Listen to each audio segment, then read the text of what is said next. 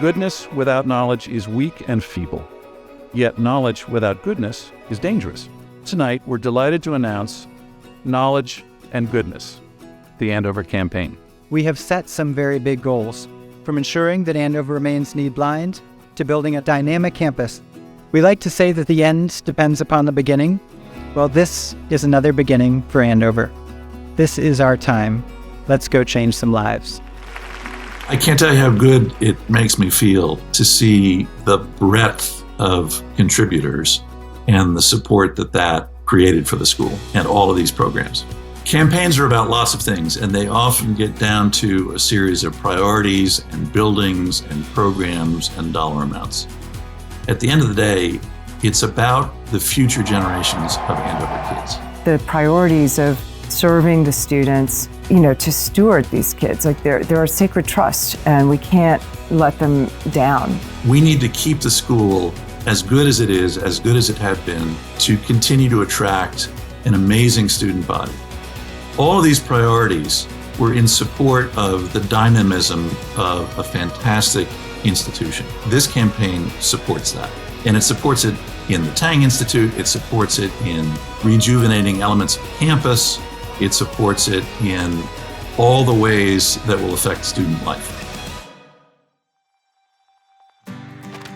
I think Needs Blind is very resonant for all donors and almost everyone who went to Andover. Just a profound belief in fairness and wanting to have this education be accessible to kids that deserve to be here regardless of the family's ability to pay.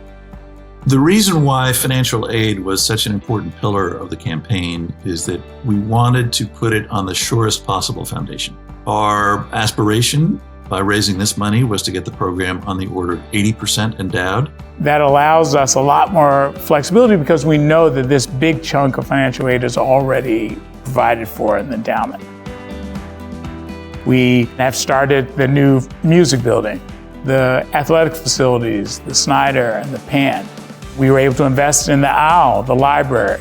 The library renovation speaks to, how does a 200-year-old institution continue to evolve with new technologies and opportunities. The physical reality of the building now reflects, I think, the ways in which knowledge and knowledge acquisition have changed.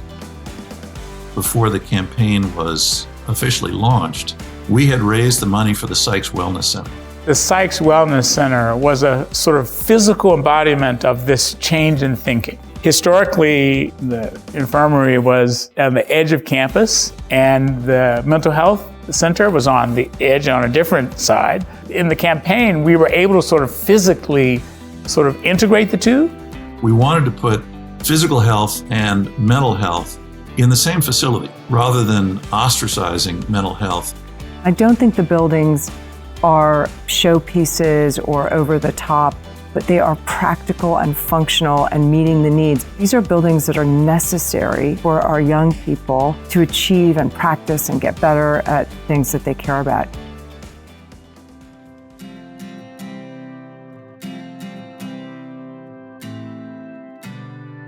There's a scope to what we do here that I think is its own kind of excellence. So we are very good at teaching and learning. We also are good at a broader kind of academic excellence, which can include excellence in music, excellence in sports and dance, excellence in self-expression. The campaign predominantly addressed, critical needs, but we definitely also bolstered teaching support and importantly, I think, time for thinking and review. We are and will continue to be in a more global world than a local world. And that puts a requirement on people to have cultural competence. Once you get the diversity that we have, diversity measured on every axis you can dream of, now you've got both a wonderful and a challenging population.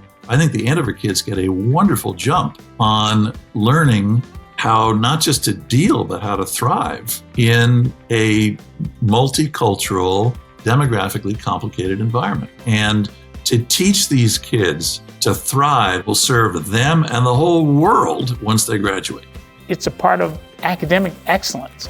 We can't prepare our students for the world as it is now without being a diverse institution, and that means a broad definition of diversity. And I think that's what healthy, responsible institutions do. They constantly ask themselves, are we responding to a changing world? Our goal is to do whatever we can to help a kid learn, even when they've made mistakes, even when there are mental health challenges, even when there are medical problems, even when there are social problems, help them succeed in spite of that challenge. Excellence is not a static condition. Excellence, in my opinion, results from constant questioning and rigor, evolution, thinking. I think we are really embarking on a journey of re-underwriting what our excellence looks like for the next generation of our students. We all have our own reasons for loving Andover. Whatever your story, you're here because Andover changed your life or your child's life. That's what we do. It's what makes this school so special. I think the most important success in this campaign is broadening the number of donors, and particularly bringing in the next generation of donors, the breadth of support. That is the strength of the community. I am so grateful to the many donors that made the Knowledge and Goodness campaign a success. In particular, the fact that we had a record number of donors and a record number of new donors speaks to the vitality of the community. This is a long-lived institution, and the way it will continue to stay long-lived is to be dynamic. We stand back and think, okay, what are we doing that we can do better? What are we not doing? How do we make sure this is sustainable? So we're asking these big questions, and now's the time to do it. And we wouldn't have been able to ask these questions with confidence had we not had the campaign. Now we can sort of be confident that we can ask bigger questions about the next 30 to 50 years at the institution.